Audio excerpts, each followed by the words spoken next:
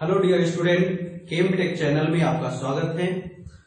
आज का टॉपिक है न्यूक्लियोफिलिक सब्स्टिट्यूशन रिएक्शन।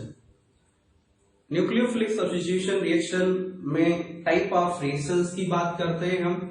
इसमें SN1 रिएक्शन है, SN2 रिएक्शन है, SNI रिएक्शन है, SNAR रिएक्शन है और SN2TH रिएक्शन है।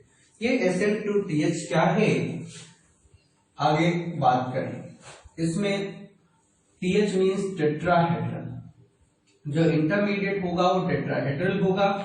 ये वाली रिएक्शन बेसिकली एसाइलेटेड कंपाउंड्स में होती है। एसिड और डेरिवेटिव्स में जो न्यूक्लियोफिलिक सब्स्टिट्यूशन रिएक्शन होती है वो मैकेनिज्म SN2TH कहलाती है। SN1 का मतलब क्या है? S for substitution, N for nucleophilic, 1 means molecularity or order of reaction should be 1. ऐसे ही SN2 molecularity or order of reaction 2. SNI intramolecular nucleophilic substitution और AR का मतलब है एरोमेटिक कंपाउंड में nucleophilic substitution reaction. Is it clear? Nucleophile क्या है और nucleophilic substitution reaction होती क्या है? न्यूक्लियोफाइल, कोई न्यूक्लियोफाइल वीक न्यूक्लियोफाइल अपने से पावरफुल न्यूक्लियोफाइल से सब्स्टिट्यूट हो जाएगा, या फिर गिवन कंडीशन में कोई न्यूक्लियोफाइल दूसरे न्यूक्लियोफाइल से सब्स्टिट्यूट हो जाएगा। देखो इधर कोई भी ग्रुप है, जैसे RH है और यहां पर हमने कोई न्यूक्लियोफाइल क्या है? They are electron rich species. क्या है ये? Electron rich species, nucleus loving species. ठीक है, पॉजिटिव चार्ज सीकिंग स्पीसीज बोलते हैं। होगा क्या? यहां पे ये अटैक किया और ये लीव कर गया, तो क्या हुआ? RN प्लस X नेगेटिव, ये भी एनायन के फॉर्म में, न्यूक्लियोफाइल के फॉर्म में रिलीज हो रहा है। इस ग्रुप को हम लीविंग ग्रुप बोलते हैं। क्या बोलते हैं? Leaving group. जो भी कंडीशन होगी, जिन कंडीशन में होगी उनको आगे डिस्कस करते हैं। तो न्यूक्लियोफाइल बात समझ में है आप सभी लोगों को? न्यूक्लियोफाइल क्या है? Electron rich species, nucleus loving species.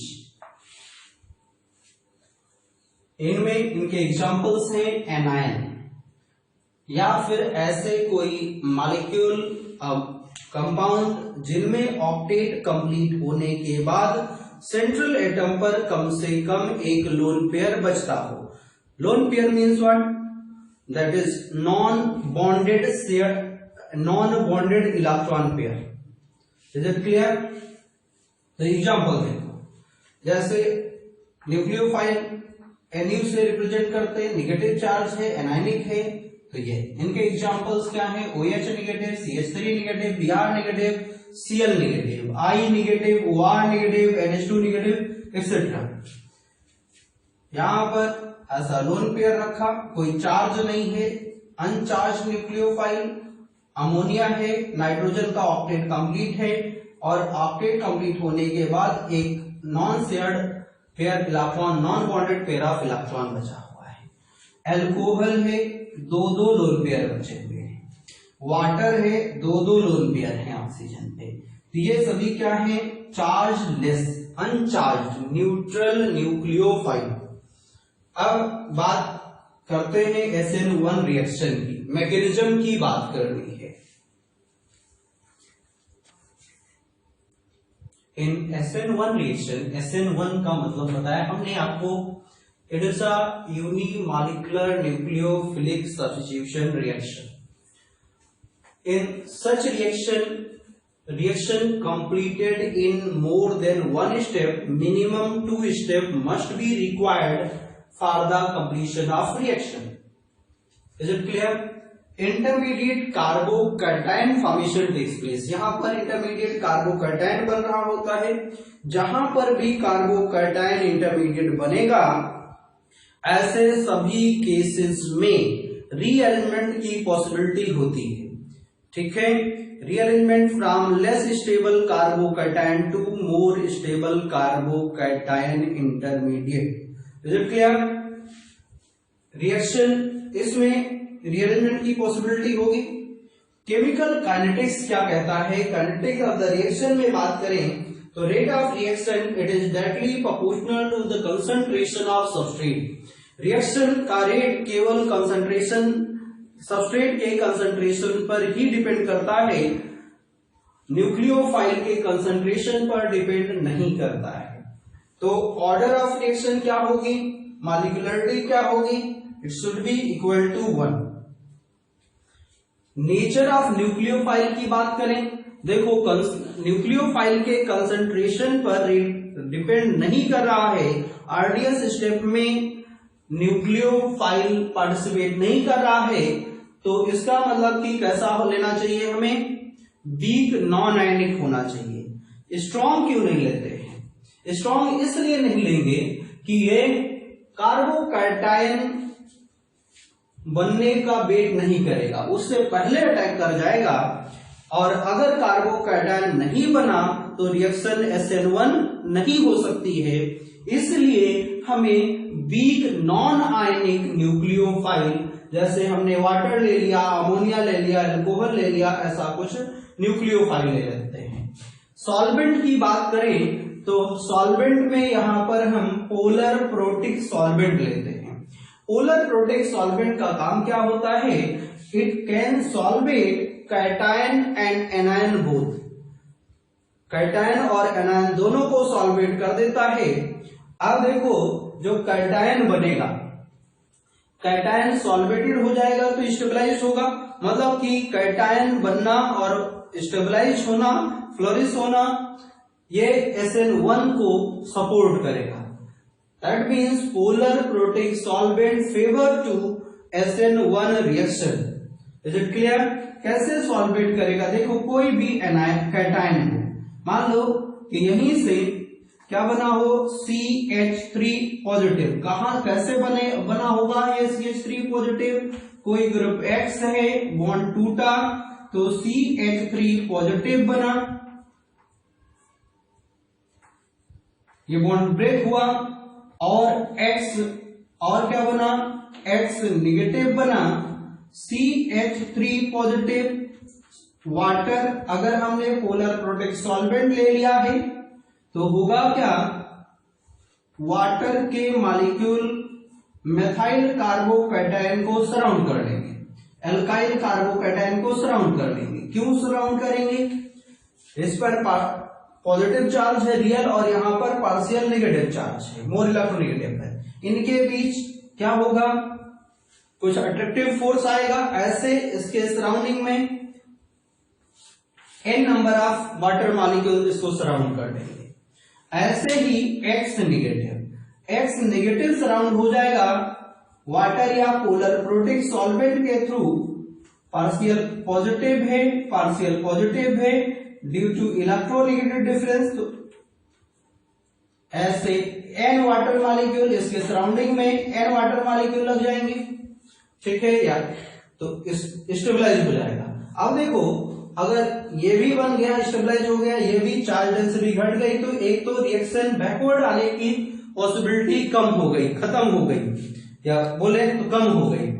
ठीक है, जिससे कार्बोकैटायन स्टेबलाइज हो रहा है। और कार्बोकैटायन, दूसरा जो कार्बोकैटायन बना, अगर चार्ज डेंसिटी कम हो जाएगी इस प्रोसेस से, तो न्यूक्लियोफाइल के अटैक के लिए काफी टाइम मिलेगा, मतलब कि इंटरमीडिएट स्टेबल हो। नेचर ऑफ सॉल्वेंट सबस्ट्रेट की बात करें तो जो भी सबस्ट्रेट हो, चाहे वो एल्काइल हैलाइड हो, चाहे अल्कोहल हो, उनमें 3 डिग्री, 2 डिग्री, 1 डिग्री और फिर मिथाइल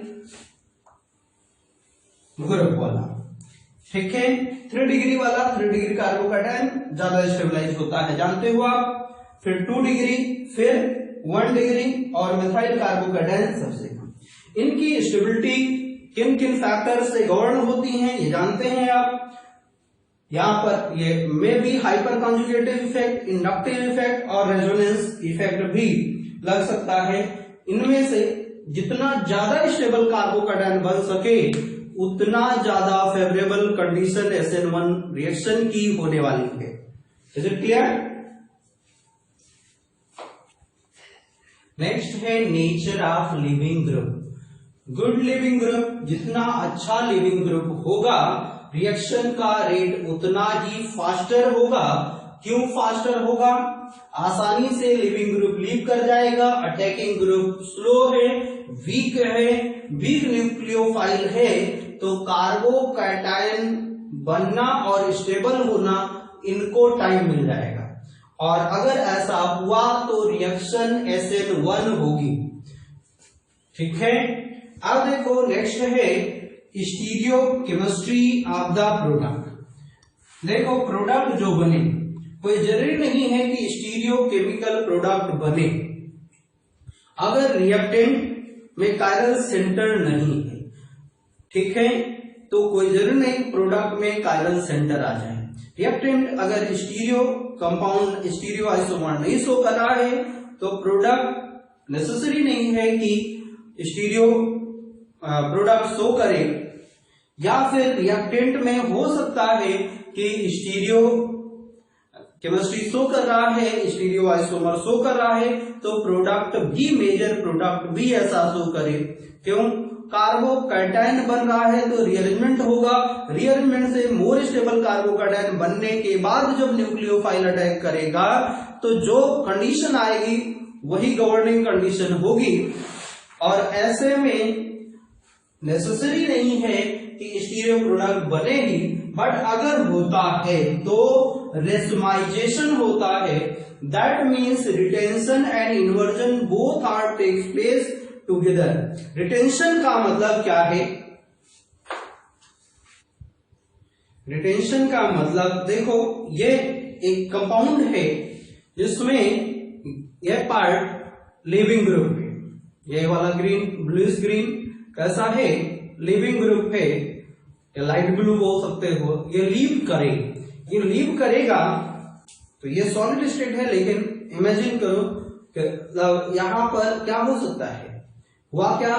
चार ग्रुप में आपस में रिपल्सन था, रिपल्सन की वजह से टेट्राहेड्रल ज्योमेट्री है, टेट्राहेड्रल ज्योमेट्री है तो बॉन्ड एंगल 109 डिग्री 28 मिनट है। जैसे कोई भी एक ग्रुप यहां से डिपार्च करेगा, रिपल्सन इधर से कम हुआ तो ट्राइगोनल प्लेनर शेप हो जाएगा। कैसा हो जाएगा? Trigonal planar shape. और ट्राइगोनल प्लेनर शेप में अब लिविंग ग्रुप जब लीव कर गया, कार्बोकैटायन बना, तो दूसरा ग्रुप बैक साइड से आकर के अटैक किया। अब देखो तो ये ऐसा कॉन्फ़िगरेशन क्या कहलाया? इसे हम इन्वर्जन बोल रहे हैं। पहले कॉन्फ़िगरेशन, पहले लिविंग ग्रुप इस साइड था, इधर से लीव किया और अटैकिंग ग्रुप इस साइड से आकर के अटैक कर गया। जिधर से लिविंग ग्रुप लीव किया था उसी साइड से अटैकिंग ग्रुप आकर के अटैक कर जाता, तो ऐसा कॉन्फ़िगरेशन रिटेंशन कहलाता। तो यहां पर रिटेंशन और इन्वर्जन दोनों की पॉसिबिलिटी है। क्यों? क्योंकि ट्राइगोनल प्लेनर कार्बोकैटायन बनने वाला है। कैसा? ट्राइगोनल प्लेनर कार्बोकैटायन बनने वाला है। तो होगा क्या? जब इधर से आएगा तो ये ग्रुप इस साइड को इन्वर्ट हो जाएंगे, इस साइड को मूव कर जाएंगे। अगर उधर ही से आया तो ऐसा बने रहेंगे। इसी प्रोसेस को हम रिटेंशन और इन्वर्जन बोलते हैं। SN1 रिएक्शन में अगर पॉसिबिलिटी है स्टीरियो प्रोडक्ट बनने की तो रिटेंशन और इन्वर्जन दोनों होता है, बट इन्वर्जन का रेट रिटेंशन से ज्यादा होता है, या इन्वर्जन से बनने वाले प्रोडक्ट जनरली ग्रेटर एल्ड के साथ बनते हैं, और जिससे इन्वर्टेड प्रोडक्ट का अमाउंट ज्यादा होगा तो हम ये बोल सकते हैं कि 100% रेसमाइजेशन जनरली नहीं होता है। Is it clear?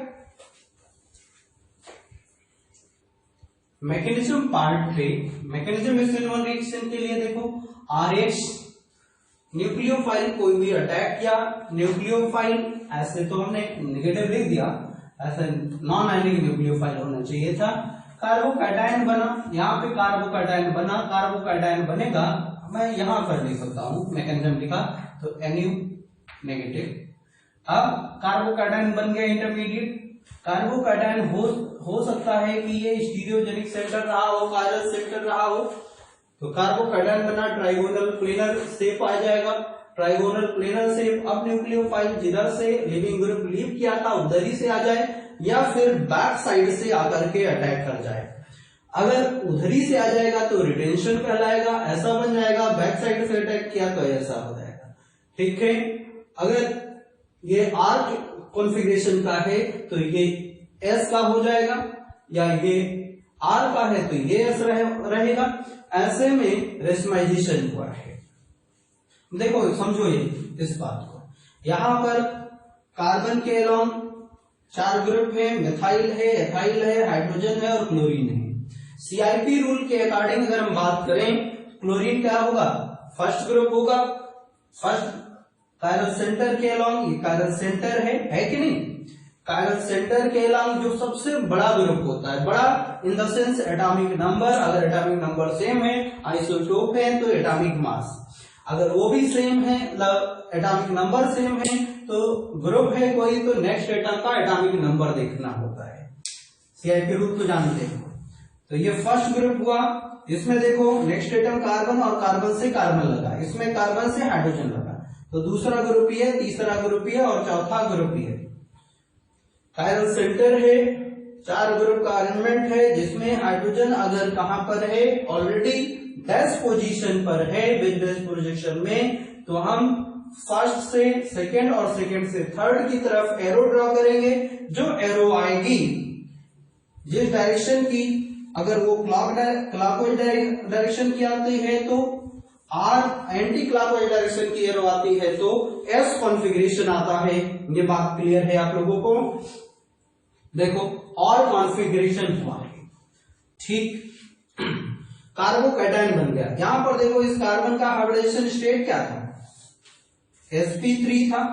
जब कार्बोकैटायन बना होगा तो कार्बन का हाइब्रिडेशन स्टेट sp2, ये टेट्राहेड्रल ज्योमेट्री,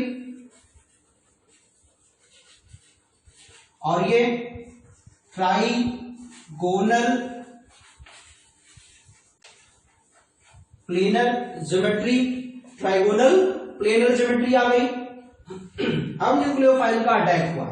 यहां पर मान रहे हैं कि ग्रुप वाइज एनयू लिखा है, पता नहीं है, लेकिन हम ये इमेजिन कर ले रहे हैं कि न्यूक्लियोफाइल ही सबसे बड़ा ग्रुप है, फर्स्ट प्रायोरिटी ग्रुप है। अब देखो रिटेंशन और इन्वर्जन हुआ, जहां से गया था उधर ही आ गया। किधर भी आए आपको मेनली आरएस कॉन्फ़िगरेशन से चेक करना होता है। तो देखो फर्स्ट ग्रुप है, ये वाला सेकेंड ग्रुप है, ये वाला थर्ड ग्रुप है, 1 से 2, 2 से 3 और 3 ऐसा हम मूव करते हैं। तो क्या आर क्लॉकवाइज डायरेक्शन में आया तो और कॉन्फ़िगरेशन। इसमें देखो न्यूक्लियोफाइल फर्स्ट ग्रुप यहां पर, सेकेंड ग्रुप यहां पर, थर्ड ग्रुप यहां पर। ऐसा कभी बेस डैश में हो कि जब सबसे छोटा ग्रुप डैश पे ना होकर के किसी दूसरी पोजीशन पर प्रेजेंट है, तो सबसे पहले कॉन्फ़िगरेशन लिखने के लिए, आरएस कॉन्फ़िगरेशन डिसाइड करने के लिए सबसे पहले हम सबसे छोटे ग्रुप को डैश पोजीशन पे लाते हैं और डैश करेंगे तो इवन इंटरचेंज करते हैं। मतलब कि हाइड्रोजन को मैं इस साइड पे इंटरचेंज कर दूंगा, हाइड्रोजन को मैं कहां पर ले आऊंगा, डैश पोजीशन पे, तो हाइड्रोजन आ गया यहां पर, तो ये जो ग्रुप था ये आ गया यहां पर। अब ये भी आपस में इंटरचेंज हो जाते हैं, तो हम ये कह सकते हैं कि इथाइल ग्रुप आफ्टर इंटरचेंजिंग, यहां पर C2H5 ग्रुप आ गया और यहां पर आ गया मिथाइल ग्रुप, ठीक है। तो नया जो अरेंजमेंट होगा, पोजीशन चेंज हो गई होगी, मतलब कि पहला ग्रुप ये हो गया होगा, दूसरा ग्रुप ये हो गया होगा, तीसरा ग्रुप यहां पर आ जाएगा और चौथा तो यहां पर आ ही जा रहा है। अब ऐसे में जब आप एरो ड्रा करोगे, क्लियर हो गई बात, तो ऐसे में जब एरो ड्रा करोगे आप, तो एरो एंटी क्लॉकवाइज डायरेक्शन की जाएगी। अब ये सारी बातें मैं यहां से हटा दूं, नई सिचुएशन लिख देता हूं इंटरचेंज होने के बाद की। कार्बन है, यहां पर इथाइल ग्रुप आ गया, आफ्टर इंटरचेंज डैश पर हाइड्रोजन आ गया, बेस पे न्यूक्लियोफाइल आ गया और इस सॉलिड लाइन पर मेथाइल ग्रुप आ गया। नए अरेंजमेंट 1 2 3 किधर एरो बनेगी, 1 से 3 की तरफ, 2 को फॉलो करते हुए 3 की तरफ जाएंगे, anti clockwise direction, S configuration आया, आर और एस दोनों के मिक्सचर में मिल रहे हैं, इसी को हम रेसमाइजेशन बोलते हैं। And such process called as inversion process. इस प्रोसेस को हम क्या बोलते हैं, inversion, invented by, introduced by Walden, so it is also called as Walden inversion. Is it clear? अगर कुछ एग्जांपल दिया हमने, इनके आंसर करने हैं आपको।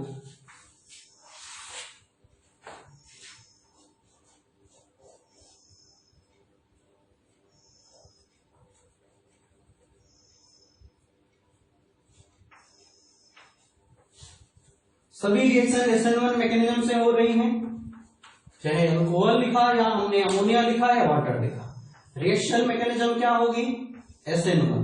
इसी से आपको क्वेश्चन करना है।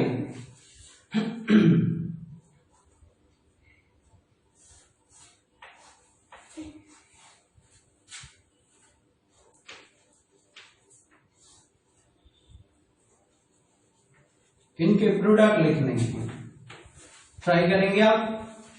देखो इसमें जब इंटरमीडिएट कार्बोकैटायन बनेगा तो क्या बना, intermediate carbocation CH3 CH3 CH3 CH2 positive. आप देखो सिंगल 2 स्टेप मैकेनिज्म होगी या more than 2, definitely more than 2। यहां पर जो कार्बोकैटायन बना है 1 डिग्री है, पॉसिबिलिटी रीअरेंजमेंट की होगी, रीअरेंज हो जाएगा, रीअरेंजमेंट हो करके ये 1 डिग्री से सीधे 3 डिग्री कार्बोकैटायन बन जाएगा। कार्बोकैटायन ये बना CH2CH3।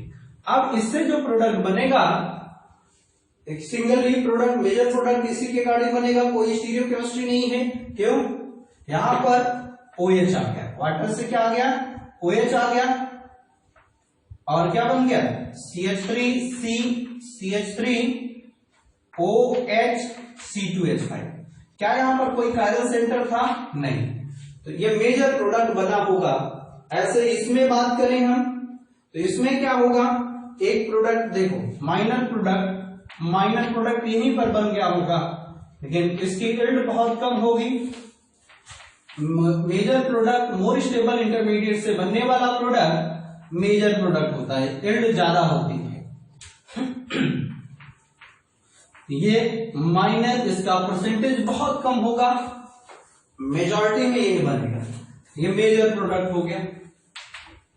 इस वाले में आपने कर लिया था, देखो आंसर देखो, यहां पर भी कार्बोकैटायन बना, कार्बोकैटायन ये पढ़ ली तुम्हें।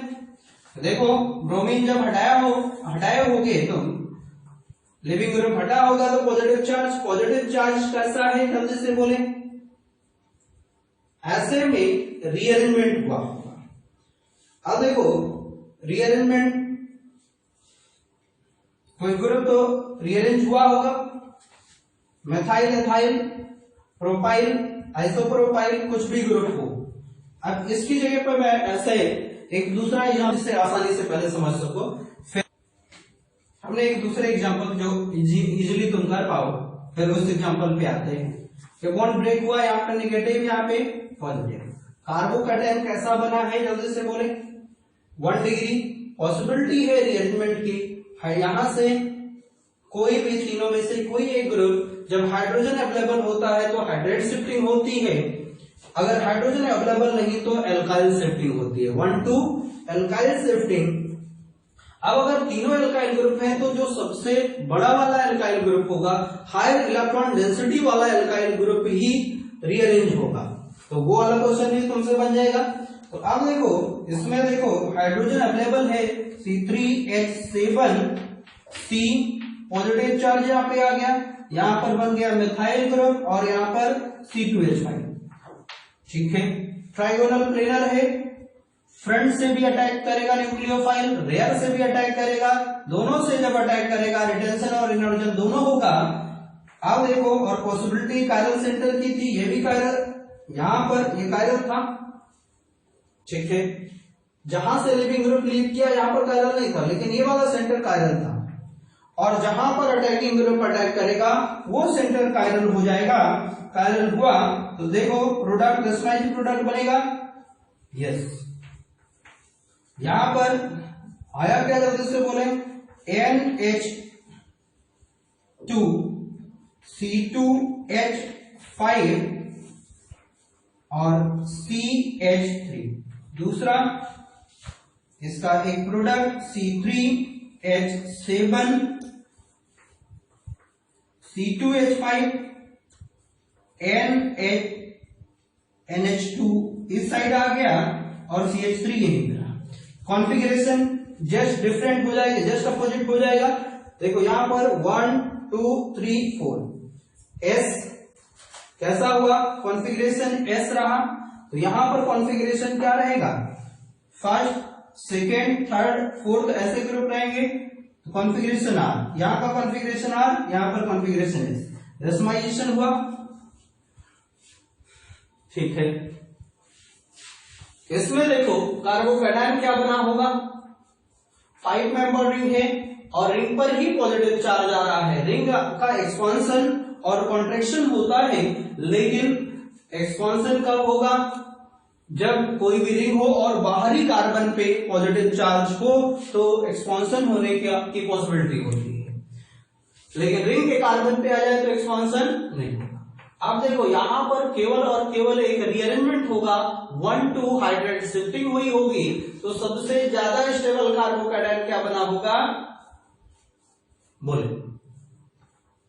क्यों ज्यादा स्टेबल, 3 अल्फा हाइड्रोजन यहां पर, 2 यहां पर, 2 यहां पर, कितने हो गए, 4 3 7, 7 अल्फा हाइड्रोजन यहां पर, 2 1 3 अल्फा हाइड्रोजन 3 से 3 2 7 अल्फा हाइड्रोजन यहां पर 7 आ गया, तो ज्यादा स्टेबल कार्बोकैटायन बना, डेफिनेटली। इससे बनने वाला प्रोडक्ट मेजर होगा, इससे बनने वाला प्रोडक्ट माइनर होगा। आपको क्या करना है, NH2 लिख देना है बस दोनों जगह पे। इस वाले केस में क्या हुआ कि रिंग 4 मेंबर्ड हो या फिर मोर देन 6 मेंबर्ड हो और रिंग वाले कार्बन पे ही पॉजिटिव चार्ज आ जाए, तो ऐसे केसेस में रिंग कॉन्ट्रैक्शन हो जाता है। ये एक्सेप्शनल केस है, लेस देन 6 मेंबर्ड पे पॉजिटिव चार्ज आया, अब यहां पर रिंग का कॉन्ट्रैक्शन होगा तो इस टाइप का कार्बोकैटायन बनता है। जीओसी में बात करते हैं इस टाइप का कार्बोकैटायन, ये कार्बोकैटायन बना, इसे CPM बोलते हैं, cyclopropyl methyl carbocation, and it is exceptionally more stable. It is exceptionally more stable due to dancing resonance. Is it clear? GOC में हम लोगों ने बात की थी। अब इससे जो प्रोडक्ट बनेगा यही मेजर प्रोडक्ट बनेगा। यहां पर कोई कायरल वायरल तो आया नहीं, लेकिन OH। ओके